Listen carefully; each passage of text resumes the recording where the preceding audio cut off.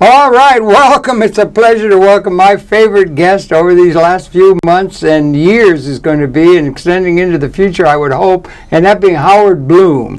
And Howard Bloom has been recognized by a great number of people. What does it say off the cover of the book? The greatest since Darwin? Oh, that's a quote from Channel 4 TV in Britain, and it was repeated by the same author in a book and a DVD.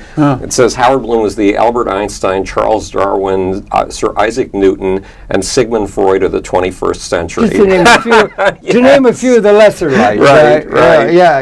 A book, and the book here, we got it displayed on the pages you can actually see now. It's called The God Problem, how a godless cosmos creates a major tour de force. One of the big, rather thick book that I've read the whole thing of. And above all else, not only is it intellectually so stimulating in so many different areas, but it's also imbued and infused with a tremendous sense of humor, very well honed, Thank you. for which I thank you and so forth. And it's really good to welcome you to the program and to welcome the audience to with the beginning of the year 2014. This will be the first program here. So good to see you, Howard. Harold, it's a pleasure. You're looking great and Thanks. everything. And you had said to me, we were chatting before we started the program, that among other things, and we could go briefly over your background because you've written a book right from the beginning of physics, understanding of physics, the birth of the universe, string theory, biology, human mind, and that sort of thing.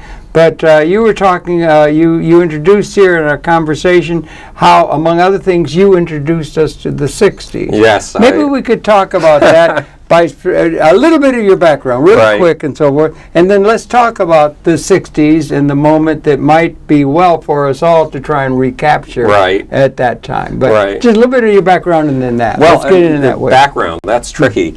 I just finished 2 weeks ago doing a speech via video to 3 government ministers in Malaysia. I work with the 11th President of India, Dr. APJ Kalam, who's a rocket scientist who created India's rocket program that's now got a probe on its way to Mars. You work with him in what way?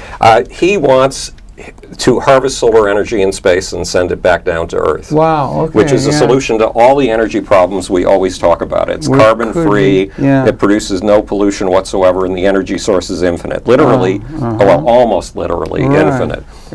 And is he trying to develop entrepreneurially? Is there technology? No, he's trying to get the G8 and the G20 to pay attention to this. Okay, I'm sorry, it was a sidebar. And I work with Buzz Aldrin, who kidnapped me into starting a space group. My background, at the age of 10, I got into microbiology and theoretical physics. And then I went off on a wild path. I discovered at 13 that my real interest was mass human passions, mass human behavior, the forces of history, the dark underbelly of human society, where our emotions, our desire to be part of something infinitely bigger than ourselves, lift us and exhilarate us, but at the same time can be used for good or for evil. You think it's part of the evolutionary process itself, of it which is we absolutely are the apex of, perhaps seen in a certain way.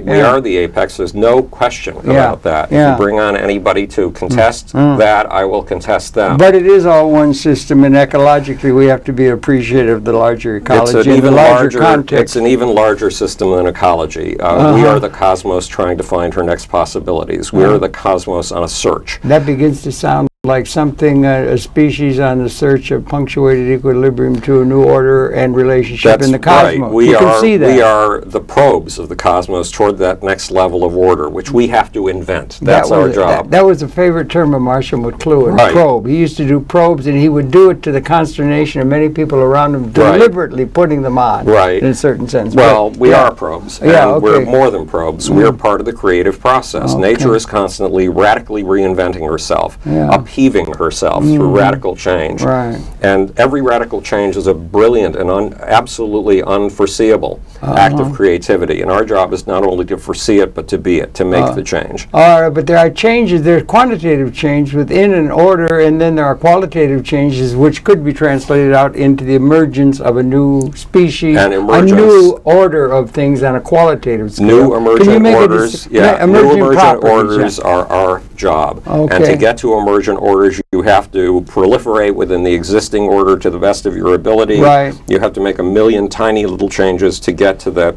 platform point that allows you to jump to the next point. And that's an interesting thing, if you don't mind. That's an interesting thing. I don't know, 99.9% of all the species that have ever existed have gone extinct. Right. That is, a lot of that has gone gross in terms of, that. And that the means by which a particular movement or attitude, activity in the universe or something is going to make it, as it were, in a certain sense. Can we compare that or include that, the human experience within that kind of a context, that we may be coming to a way of being, speciation in universe from the 200,000 year or whatever extension of what we see as the human experience in evolutionary terms? Yes, because that's a big change. That's a big qualitative change. Individual species are the cosmos probing for her next level up. And there have been probably 100 million species minimum on this planet so far. 100 million probes, 100 million attempts to feel out the next great possibility. That's a useful number. I mean, you've done. No, I'd have to do the research on it. There are 10 million species alive today, and as you said, 99% of the species are gone. Yeah. And if you multiply 10 million times 100, you get a billion. So there may have been as many as 1 billion species, but we'd have to. That's the kind of thing I would research extensively before ever putting it into a book. You wouldn't put it in. You haven't put it. Okay, good. But the basic principle. I'll tell you, you've done a lot of research for the God problem. I do research like hell for all of my books. I know. Good. I want them to be the best research books that you've ever read, which is not easy because there have been some brilliant people who've done brilliantly researched books. And you do it with. You have such a good, well-honed sense of humor. I mean, there's a little line that's just. It's very, very. Congratulations. The book is unable to put it down. It's so well written. Well, you know, and intellectual integrity to it. Well, it's there to challenge everything you think you know. Okay. It's there to give you entirely new ways of thinking about things. It's there to present you again with the shoulders of giants on which you can stand, but new shoulders of giants, new levels up. Because this book, How Accidentally Started the 60s. Yeah, can we bring that in? Can we focus on it? That's you. That's a picture of you at another age level and everything. Yes, that's pretty good. Yeah, they can come in on that. That's really good. Who did that photograph? That's funny. Jason Schneider. Yeah. We were both students at NYU when we took this in the corridors of NYU. When would this have been? I would have been about 24 years old, and I had already helped start the 60s 3 or 4 years earlier. Yeah, right. And this book is available from Amazon as an ebook. This one is How I Accidentally Started the 60s. Right. Accidentally started. Right. You started the 60s. Well, yes, but before we get into that, I want to show you where this relates to the questions that you were talking about. Please. And the spirit of the 60s was about adventure. The spirit of the 60s was going out to extremes. It was going into extreme experiences of a kind no person in your position had ever had before. And there are two ways to have an adventure. An adventure is a learning experience, and you can learn either from the dark side of an adventure, never to go there again, or you can learn from the bright side of the adventure, where to go in the future. You can use an adventure to cage yourself, or you can use an adventure to expand yourself. That could be the thing we were talking about. What are the terms by which a species gets to a certain point that makes it possible to go through the eye of the needle and become something new? There's a process. Well, there's a process, but the process for us is different than. But let me just finish on the 60s because it relates to what you're talking about. The spirit of the 60s was to go out on the extremes of adventure and come back with the good points, come back with the ways in which these adventures open doors to entirely unforeseen previous possibilities. Probes, like you said. Probes, exactly. And the spirit of today is the opposite. We're suffering from an overdose. Look, the eco-thinking that's been going on since 1970 and the first Earth Day. It's 43 years. And John McConnell started that. Well, I first encountered it in the 1950s. Okay, and that kind of eco-thinking was extremely good for our society. It showed us certain boundaries. There were 3 cities that were drowning in smog. When major smog attacks came in one of those cities, London, as many as 243 people would die in a smog attack. They were London, New York, and LA. LA was famous for its smog. Would Rachel Carlson been in that? Or Yes, that kind Rachel of Silent Carlson. Spring would have been a Silent thing Spring was a vital Silent- kickoff point. of that. Yeah, that would have been pre-60s. Right. Yeah, but okay, yeah. So, at any rate, Yeah. this movement cleaned up our air. They don't have this problem in London anymore. Right. We don't have this problem in New York anymore, and they don't. Smog is no longer LA's badge of identity. Right, it is in Peking, I think. And Peking, Yeah, it's it's not just pretty bad. Peking. A Yeah. third of China Yeah. for the last month has been experiencing chemical attack from its own effluents. Right. That's been poisonous. But the people in China are very, very eco-aware thanks to our eco movement, which gave them a vocabulary with which to address this. Satanic Mills, Blake called Right, them. exactly. Yeah, right. And they will address this. Yeah. They're on the path to addressing this. The point is that eco-thinking, in balance with all the other kinds of thought in our society, was a positive. Okay. But now it's become a cancer. You think so? Okay, good. Any good thing, Spell it out, yeah, any good thing in overdose is a poison. That's interesting concept. Yeah, okay. And eco-thinking is now overdosing us. It has made us think, and this goes back to the spirit of the 60s. Okay. It's the opposite of the spirit of the 60s. It's harvesting the dark side of every adventure. It's harnessing a sense of boundaries. It made an accurate limits to growth. Remember is the limits standard to growth. phrase. Yeah, oh, right. absolutely. Yeah, it's a very common phrase today. Yeah. And how we accidentally started the 60s is a comic.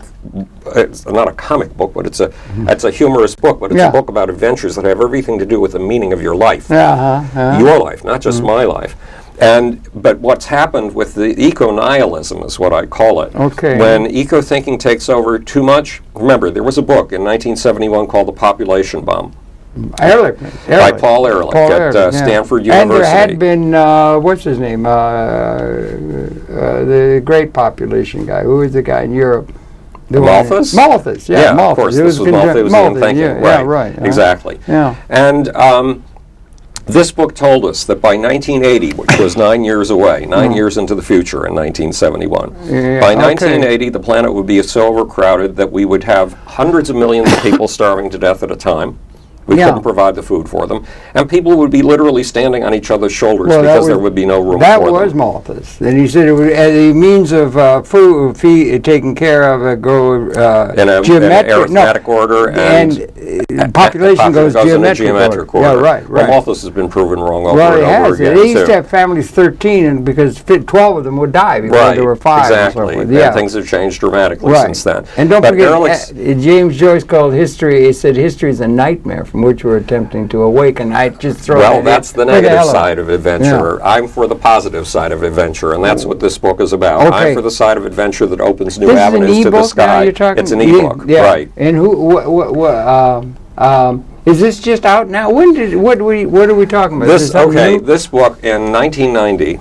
It was 2 years. In 1988, I came down with a ghastly illness, a hideous illness. Yeah, you had that chronic fatigue syndrome. Yes, and I was locked in bed basically for 15 years. Amazing. For the first 5 years, I was too weak to talk. First 5 of the 15. Yeah, it was from roughly 1990 until 1995. Didn't you have 3 where you were bedridden? I had 15 where I was bedridden. Really? Yes. Oh my God. So I was a prisoner of my bedroom.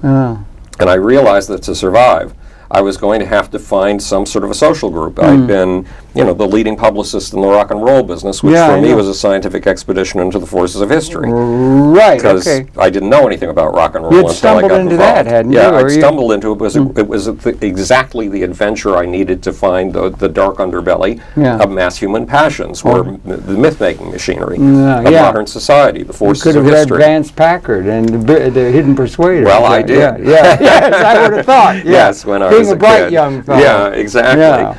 And having survived your puberty in Buffalo. Oh God, puberty in Buffalo. To quote Auntie Mame. Yes, right. How bleak was my puberty in Buffalo? Right. That's where you grew up. Yes, exactly. Go ahead. Yeah, I'm sorry. Where were we here? We were talking about the 60s. Yeah. We were talking about. And the spirit of adventure and eco-nihilism and all of that kind of thing. This was about going out. You want to know about how I suddenly started the 60s. So I was in bed. Yeah.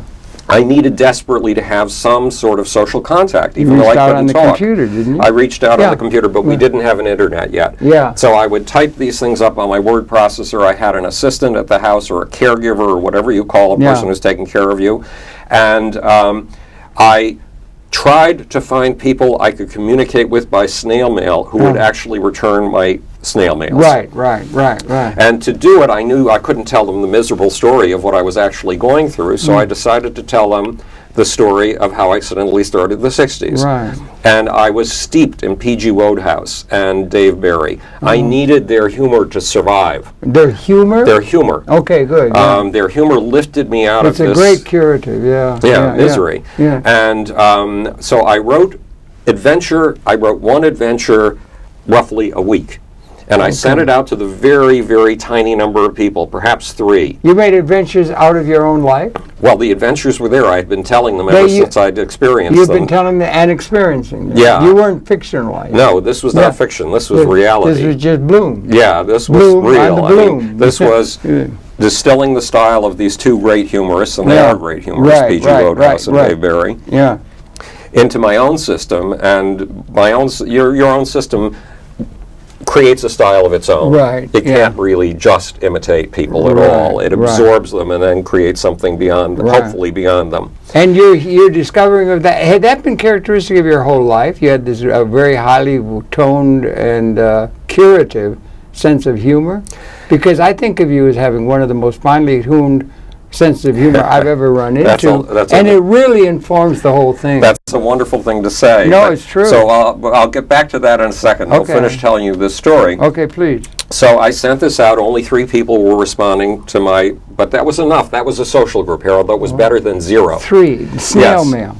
Snail mail. And who were the 3? And my former high school history teacher, who I had adored and who I had reconnected with after 25 or 30 years. Good. A guy who'd been a country music editor for Cashbox, the music trade magazine, and who now was a professor of music and its history down in Nashville, Tennessee. And I can't remember who the third one was. Oh, the third one was a former employee of mine who wrote scripts for horror films in her spare time, and who had a wonderful sense of humor. And these were very, very they were very important to your because status of consciousness. They were the only people who would respond to me. Wow. They were the only people with whom I could converse. Like throwing a bottle into the ocean. Yeah, and even though I wanting had to go converse Guam. by typing. Yeah, So right. I tried to entertain the ass off of these people with these stories. And telling them out loud over the previous decades, I had succeeded in entertaining the ass off of people with messages, with adventures that had messages that were powerfully important for understanding your own life. And had a humorous tone? Yes, they were humorous as hell. All the time? They were as So you humorous were as I young? could make Yeah. them. Okay, Yeah, right. Absolutely. You could have done stick. Look, I'm a comic figure. Right, I right. mean, do I look like a romantic hero? Do I look like George Clooney? Not in the least. I look like a combination between a Muppet and Woody Allen. Well, look at this. Look at this picture. Yes, right? exactly. and as seen through the eyes of somebody who's been taking LSD. Yeah, so, right. you know, I have no choice but humor.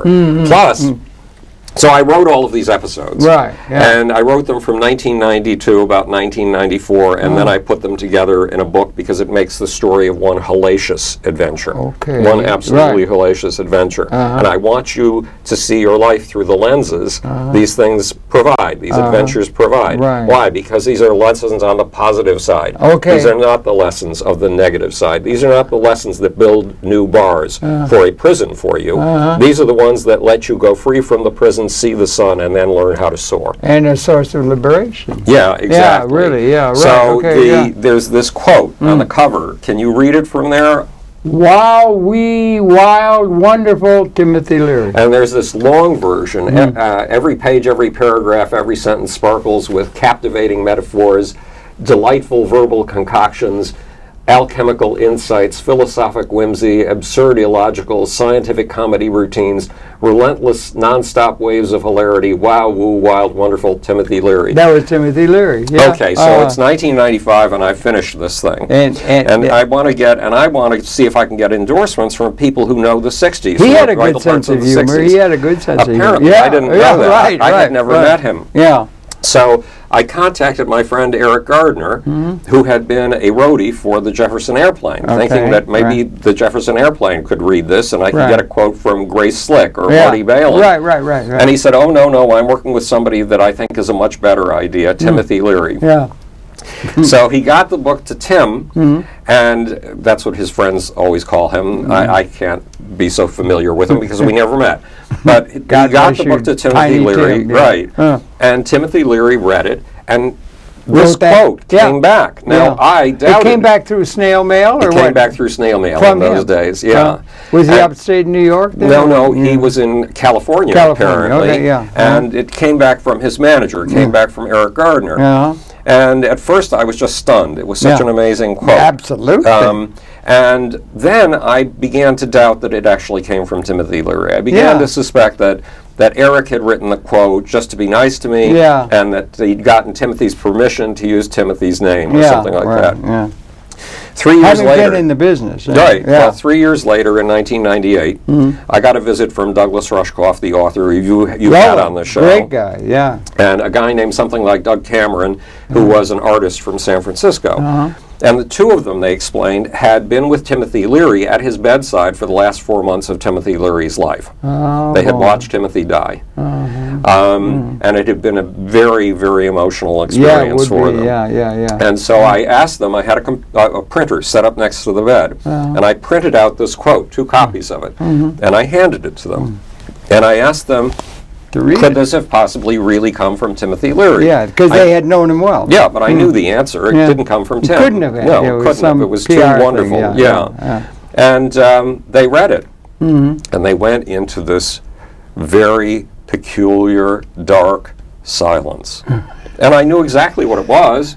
They didn't want to hurt my feelings, and they were trying to figure out how to tell me it didn't come from him. Because you were under the weather as it was. Oh yes. Yeah, right. So they had to be solicitous of your state of mind. Yes, and they had to be polite. And then they opened their mouths, and it turned out that wasn't it at all. This had brought Timothy back to them as if they were still sitting by his bedside, watching him breathe his last 15 minutes of breaths, watching him struggle for life. And it had stunned them into silence. I think they said, that's Tim. That's exactly what they said. And then, 3 or 4 months ago, when somebody asked me, how in the world did you get a quote from Timothy Leary? He died in 1996. I tried to figure out the chronology, and I wrote a press release, and I sent it to Doug Rushkoff to make sure I'd gotten it right. And then suddenly something occurred to me. I was writing the most extraordinary humor I possibly could, all about real things that really happened and the lessons that you could derive from them. It infuses your whole book, you know. Oh, thank you. It really does, yeah. So I was trying to write the highest humor I possibly could. I wanted to dance your sense of humor to the point of laughing its ass off. Yeah. And but sophisticated, really sophisticated use of the language. Well, apparently, on the humorous side. Apparently, I can't help that. I grew up reading 2 books a day, so I'm a walking book. I'm a walking library. So this reached Timothy 4 months before he died of prostate cancer. Timothy was laying in a bed just like me, needing to be lifted totally out of what he was undergoing. And now I suddenly understood 4 months ago why Timothy Leary was so struck to the bone by this book. Because he needed that kind of humor beyond humor. The way I needed humor beyond humor. You say you had a camaraderie. Exactly. So we never met. And you're just making me realize now I did something important by accident for his life. And of course he did something quite deliberately remarkable for mine with this amazing, just astonishing quote. Yeah, that's right. So that's one chapter in the ever running narrative of the Bloom narrative. But the big trick Bloomsday. The big trick is, we've been through this before, so bear with me. Yeah, by all means. When I was 10 years old and a lost kid because nobody wanted me in Buffalo, New York, my mother fled from me. I was alone in Buffalo, New York. How bleak was my puberty in Buffalo? Buffalo? Was quite bleak. And one day I'm sitting in this great big living room my father has been able to afford to move us to only 2 years earlier after living in a house the size of a split pea. And this book appears in my lap. I don't know where it came from. I don't know what it's called. And it said the first 2 rules of science are these: the truth at any price, including the price of your life. And look at things right under your nose as if you've never seen them before, and then proceed from there. Look for things that you and everybody around you take for granted, you never see. Look for those invisible things. Pry them out of invisibility. And that puts you towards science in a way that you hadn't been? It made science my religion. Okay. At the age of 10. That's what I And got involved in. Who was the author of that book? I don't know. Oh, really? No, I don't have a clue. But I'll whoever be it damned. was saved my life. It was a book. Yes. It would have had a title. It would have had an author. Yes, but you can't find it? No, I can't find Have it. you got all your books in your library all carefully cataloged? Well, these days I use Google Book Search. Yes, right. And even on Google Book Search with roughly 20 million books, I can't find the book. Okay, right, okay. But it informed saved, your whole life. It saved my life. Saved your Through life. the pages of that book, 2 people reached out to me to save me. One was Galileo, who was used as an example of the truth at any price, including the price of your life. And even though we know that's inaccurate historically. Inaccurate. He was in jail, but not. No, he made a deal with the Pope. Okay, yeah. He abjured his truth. He said everything I've written is wrong. That's not the truth at any price, including the price of your life, Harold. That's cowardice. And he won instead of going to the stake, like Giordano Bruno had done, not long before. That's right. Yeah. He won house arrest for the rest of his life. Right. And that's not the truth at any price, including the price of your life. life. All those orbit pathways of Jupiter that proved we weren't the center of the universe, which merely messed up Hieronymus Bosch. Right. Human consciousness and sense of identity. Messed up Ptolemy. And the Ptolemaic sense of the universe. From Ptolemy, right. So, but I got the positive view of Galileo, not the negative view. And Anton von Leeuwenhoek, the draper, who would buy fabrics like this stuff around us. Not to do with optics? Yes, he would use a very high-tech device, the same high-tech device that Galileo was using, the lens. And he decided to grind a lens. He was using the lens to see how fine the fabric weave was, how regular and how tight. Was that regularly there in the society then? It would be like glasses. It had just become brand new. Brand new technology. Yeah, exactly. Spinoza was grinding lenses. Von Leeuwenhoek So there was a grinding. revolution in optics. Yes, there was a revolution in optics. Right. That led to both Galileo. What was Galileo's most astonishing achievement? There was a device that the Dutch had invented using these new high-tech things, lenses. Somebody had put a tube. I don't know where they got this ridiculous idea. They built a tube and they put a lens at one end and a lens at the other. And the goal was to be able to look to the horizon and see the troops of the Holy Roman Emperor coming, the troops of the Spanish Emperor. Get a leg up. Before you could normally see them with the human eye, before those troops could see you. And yes, get a leg up, exactly. Galileo, hearing of this high-tech device and being in charge of high-tech armaments, tried to make his own copy. And he did. He succeeded. He was very good at this kind of thing. But his revolution came from the fact that this was a device designed to be used horizontally, right? To look out on the horizon.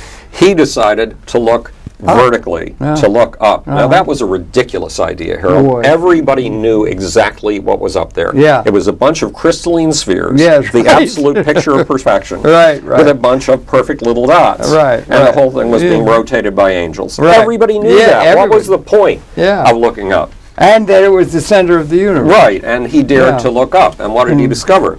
These things in the sky. Orbit pathways of Jupiter. They looked like pebbles. They looked like rocks. They looked like things he'd seen on planet Earth. And that was the beginning of a revolution. But the bottom line is, this became my religion at the age of 10. The truth at any price, including the price of your life. And look at things right under your nose as if you've never seen them before, and then proceed from there. Those are laws of science, you think? Yes. Those, to me, are the absolute laws of science. Science as opposed to...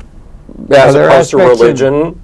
Okay. Which is another way of looking at the world, but it doesn't ask you to re-perceive things. It asks you to perceive things in the same old way, or you're in big trouble, you go to hell. Well, there was a lot of that. Yeah, there was a lot of that in ignorance. What we're really talking about here. We're still in a world of a great deal of just general ignorance. We are. And caught up with past reified institutions and thought that's out of date with what the future requires. But there's something else here. What we're talking about in this conversation is the difference between those ways of perceiving things that lock you in a cage and those ways of perceiving things that set you free to find new horizons and do the universe's work, which is to feel out possibilities she never displayed before. Well, I was just saying that that general proposition probably informs or motivates. It appears molecularly and otherwise, but informs the whole evolutionary process of the creation of things. Yeah, and the cosmos is it's constantly... not just humanity, right. What I'm saying. It's not just humanity. No, the cosmos the whole will find cosmos operates that way. The cosmos will find new levels of emergent properties that we are incapable of predicting. Emerging properties is the current term coming out of cybernetics. Right. And yeah, right. And it will find those things, and it will find them with a creativity that stuns us, with or without us. But better that it should do it with us, because we are the first. We are piles of protons, 13.82 billion years old. I'm trying to remember the exact date. It's 2 billion years old. Right. And apparently. We are the first piles of these ancient protons, these children of the Big Bang. We are children of the Big Bang. And we are the first children of the Big Bang to be able to dream. We are the first... As we know, yeah. Yes, we are the first children of the Big Bang able to think. We are the first children of the Big Bang able to not just emote, because animals can do that, they do. but to take those emotions and turn them into adventures like this, turn them into lessons. Is that the same as self-reflective consciousness that is pretty unique to us? Yes, and our obligation is to use that to do the cosmos frigging work. All right, doesn't it also, one other aspect of human consciousness and capability or existence is that we can extend our consciousness through tools and technology uniquely to make the world other than in an Eden-like sense you are when you're embedded in nature, which we're coming out of. Right, so the cosmos' constant job is radically reinventing herself, radically upgrading herself. And if we don't use this consciousness, this ability to dream, this ability to take emotions and turn it into poetry and speech and science, if we don't take that to radically reinvent the cosmos on her next great upgrade, she will do an upgrade that surprises us with us or without us. But better it should be with us, because that's our obligation. And to try and get to that, the dinosaurs were done in by an asteroid. They could be done in by atomic weapons that exist now in the human condition. Right. And apparently they're species lethal. That's something we brought up in other programs. Right, exactly. It informs my thinking very much. So every one of these, this is just a book filled with adventures, and it is a love story. You know, everything has to be a love story, because that's the way we humans are built. We are built to procreate, and so is every creature that's ever had a gene or a genome. A gene string. They're all built to procreate. They all have a sexual fetish. And there's a unity at a certain level all throughout, right down to the molecular, out to the wildest parts of the universe. There are patterns that can be recognized and found to be relevant to our understanding of things comprehensively. Well, we are in a way we are pattern sensing and pattern building. I like the term machines. Pattern recognition. Right. And it comes out of cybernetics. Right. Rather than great specialization of reifying an institution in place, which is an easy way to go, which we see a lot of in the news. Right. Right? So, well, they're reifying outdated institutions. Right.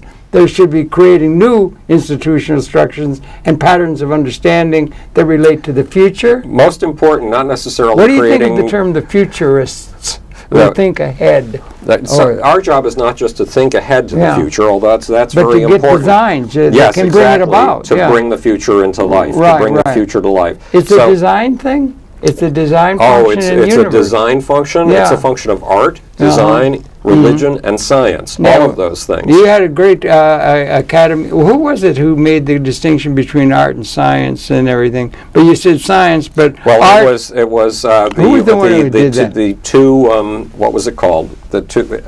Yeah, there was two. Scott Mills. His name was... It was somebody else, but damn it. Yeah. I don't remember. But it made the distinction between art and science. Right. Well, art and science are together more than one imagines. Because look, here's religion, art, and science. The case is made in this book, in The God Problem, that religion, art, and science are all tools of the same process. They are all perceptual engines of a kind. They are all ways of grabbing hold of the universe, understanding it, and creating new realities based on that understanding. There's Bloomism.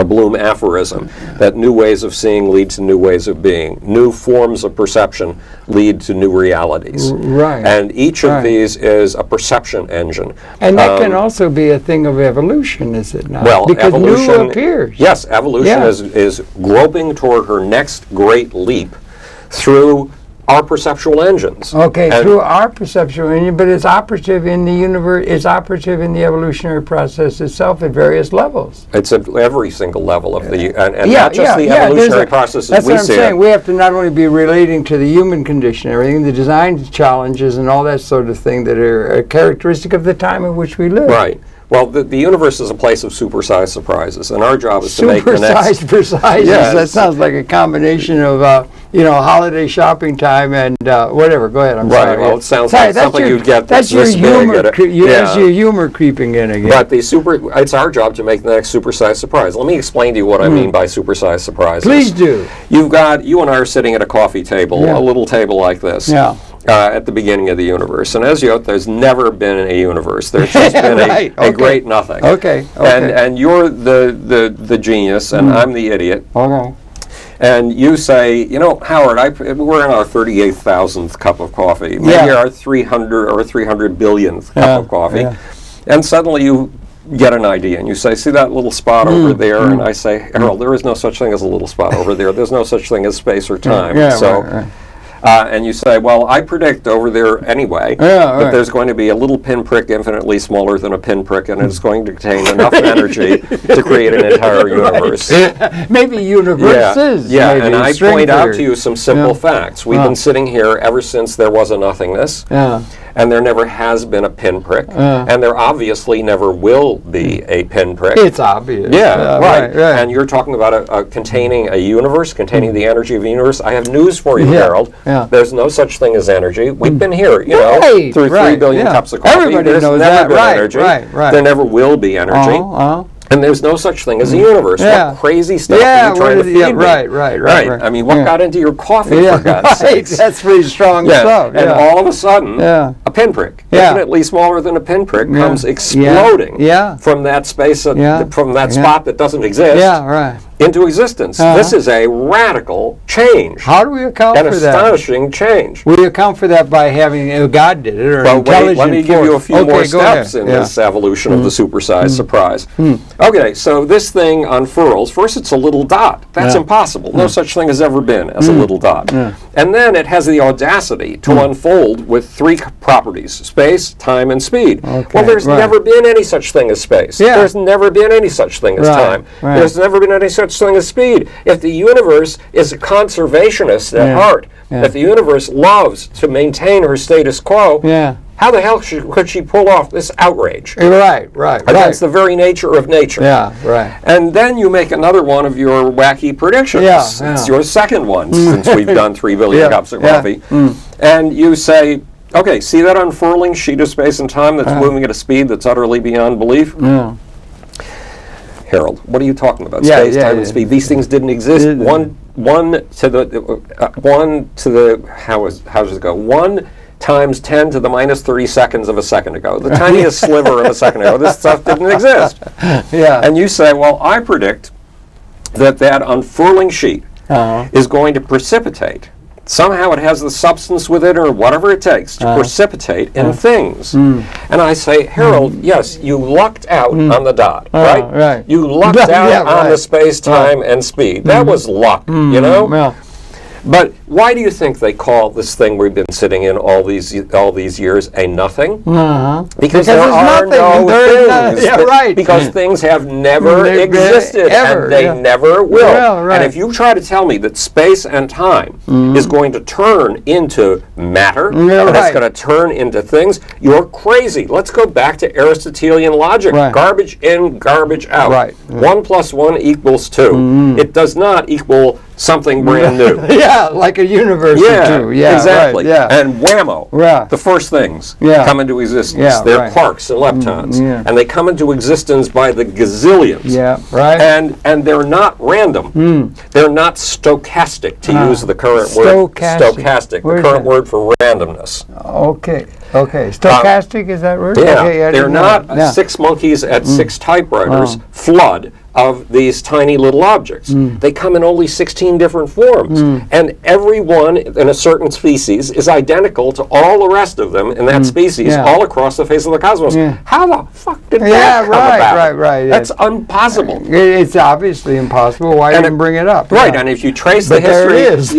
And these things have the audacity to have social rules. Social rules. Harold, if you're telling me these things have social rules, you're crazy. We all know that, things don't have social rules. That's anthropomorphism, Harold. How has archaic man been able to deal with this status? Well, if you call us archaic man, the problem... Well, maybe, no, but I meant, Cro-Magnon, they had those caves and things. There was a self-reflective consciousness and everything. It was the beginning. So that is the source of a lot of creation ideas like God. That's where ideas got started. But Harold, you have to realize we're still cavemen. In other words, our ideas are still primitive. We think that we've reached the end of time. We think that our ideas are the final word. No, our ideas are going to look very primitive. They're going to look as primitive as stone tools. Yeah, exponentially so, it seems, at the time immediately ahead, or by this evening. And guess what your job and mine is? To try and leap to the next great ideas, the next great perceptions, the perceptions that are as unexpected as that pinprick, as space, time, and speed, as the first thing. Do you like the term that Fuller made? I like Fuller, and everything, the term synergy. It is indispensable. I think that way too. He used to talk to a guy. He would talk to 5,000 or 2,000 people and say, "Has anybody heard the word synergy?" No hands would go up hardly at all. Amazing. Because now it's on every ad remember, in the last 30 years, it's because been everything used for is every corporate. Yeah. And companies have been conglomeration began in the 1960s and 1970s, when Gulf and Western was the biggest conglomerate around. It was called Engulf and Devour. We had the building right here in Columbus. And I had an office on the 23rd floor. There in that building? Yes, because I founded the Public Affairs Relations Department for their 14 record companies. Was the Columbus statue right there then? Yes. Yeah, okay, all right. Still there. But the point is, in those days, it was simply conglomerating. In the 1980s and 90s, when the term synergy took off, all of a sudden, it was called synergy. And it was the same thing, collecting as many companies as you could under a single corporate umbrella. Well, it was taking off before that in terms of his writing. But it got an excuse. Well, it took off. He wrote a book, Synergetics, way back. He wrote a geometry of synergetics. That was his magnus opus. He was into that all. And the universe is synergetic. Well, let me tell you a little.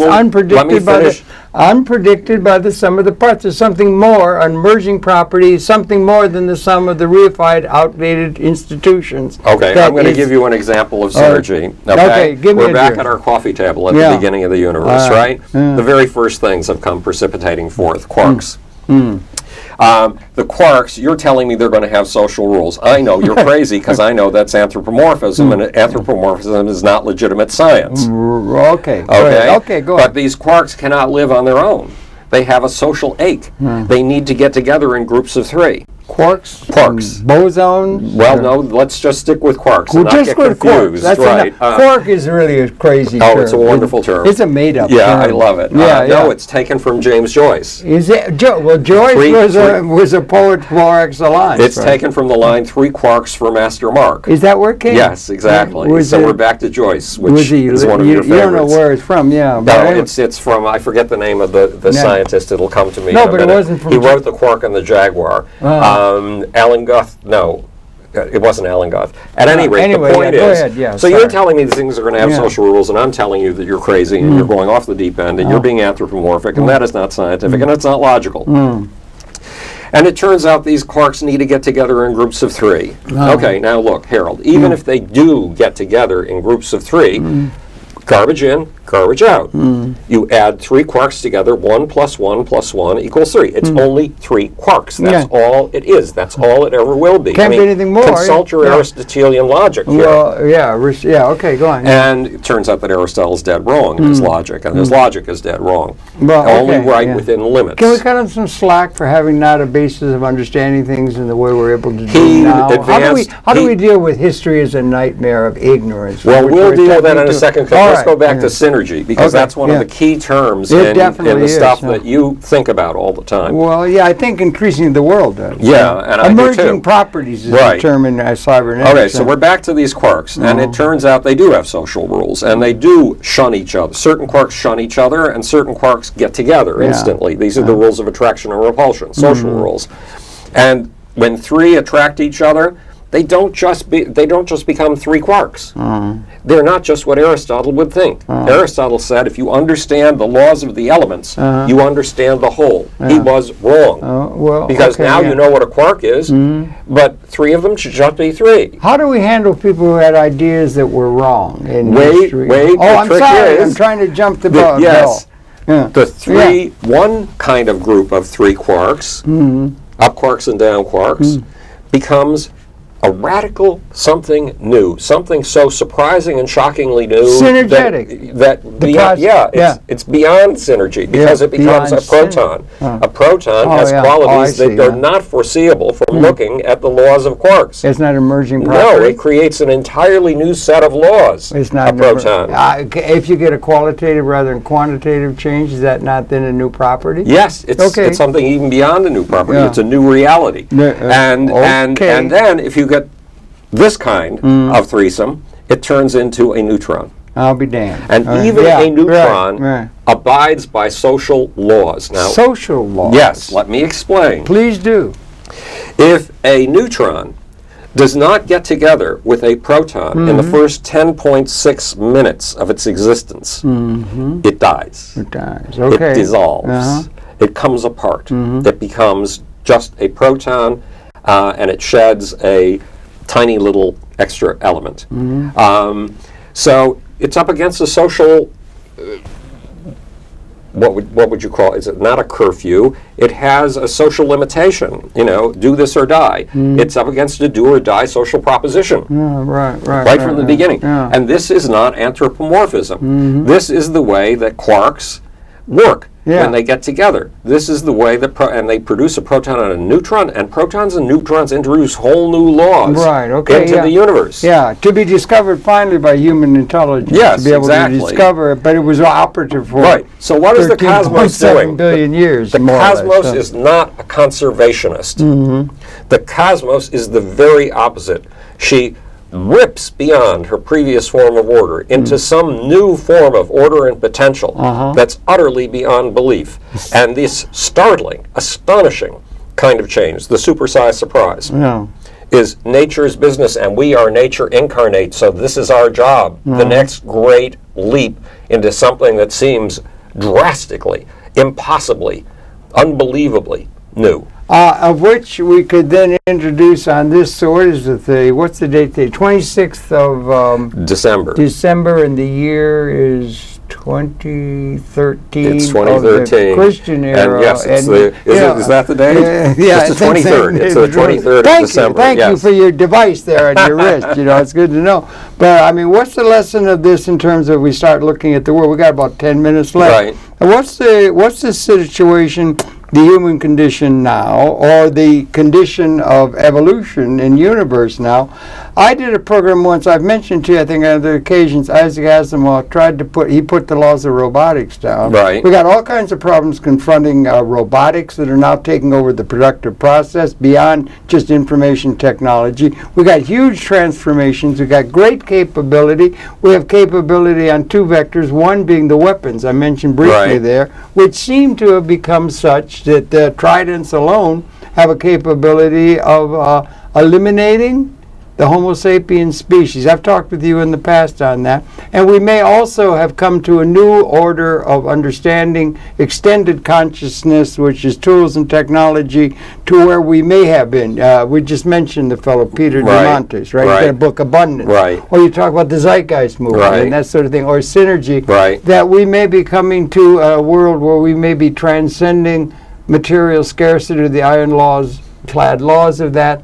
How do you see all that? A moment of liberation from in an evolutionary sense rather than just a historical sense or a political sense of the human scenario. To bring it into the human quality and then have it linked into the way in which the universe functions, and we're part of that. Well, we have to escape doomthink. That's our major problem, right? Think. Right. And doom act. And eco-nihilism. No, but we've got doom active capability that we haven't had. But we've been protected. It's not just coming from the nuclear weapons. It is coming from it is coming from the extremist ecological thinkers. Well, it is coming from Harold. Let me finish. No, please, it's coming from population bomb thinking. That's Ehrlich, whose predictions proved utterly wrong in 1980. Yeah. He made specific predictions about 1980. Not a single one of them came true. In science, if your predictions don't come true, then your theory is out the window. Right, okay. Population bomb thinking should have been out of the window a long time ago. Right. We have gone from 1 billion people in roughly 1850 to 7 billion today. Yeah, if we followed Paul Ehrlich's laws, we would be standing on each other's shoulders and starving to death. That's what he literally. But he literally predicted that for 1980. It didn't come true. I did a program with him. Population bomb thinking is false.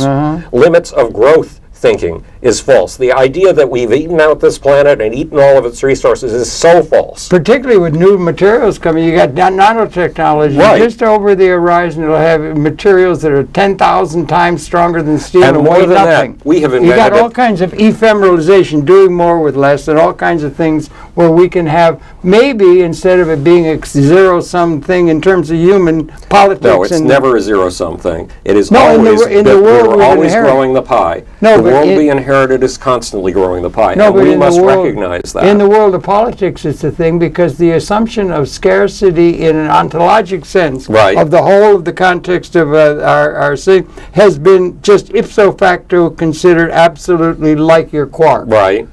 Well, in the don't to say anything that there could be enough for all of humanity and the ecology in a way that brings a new way of being in the universe is ipso facto absurd. Everyone knows there's not nearly enough for one to win, the other has to lose.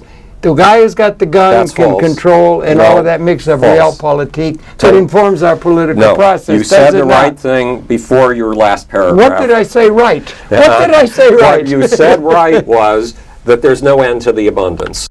That the scarcity thinking is wrong. No, scarcity thinking is characteristic of the ontologic reality in which humanity evolved. We have lived in a world of scarcity, material scarcity. We didn't have enough to eat. Nah. Yeah, okay. Well, okay. Remember that the work on the Kongsan showed the Kongsan, the people of the Kalahari, the people who are considered the ultimate hunter-gatherers. Right. Yeah. Most of the year they had more than they could possibly eat. There were periods of scarcity. No, that's eat. That's fulfilling some evolutionary function in the universe. Harold, let me explain to you the part of what you said that was right. Are you optimistic, pessimistic for the human brain? I'm optimistic. In the last 30 years, we've invented an entirely new planet and an entirely new universe that has raised the level of abundance. And it's only beyond belief. But that's the internet. With the internet, with a simple little, that's not such a simple invention, but with the internet, we've expanded the sphere in which we can operate. How much of your day do you spend on the internet? Too much time, I would suggest. Great. Because I don't know how to that means you're exploring a vast new landscape. Well, there's a lot, and it didn't exist 30 years ago. Smoke signals, you know, you have to signal a little bit. But we are constantly inventing new landscapes. We are constantly inventing new real estate within which our mind can roam with less and less material property used to create it. Because of the ability to affect the environment and through design build a world that's different than an through the ability to exalt. It's people who exalt and adventure who create. Look, this thing has the power of 3 computers in 1950.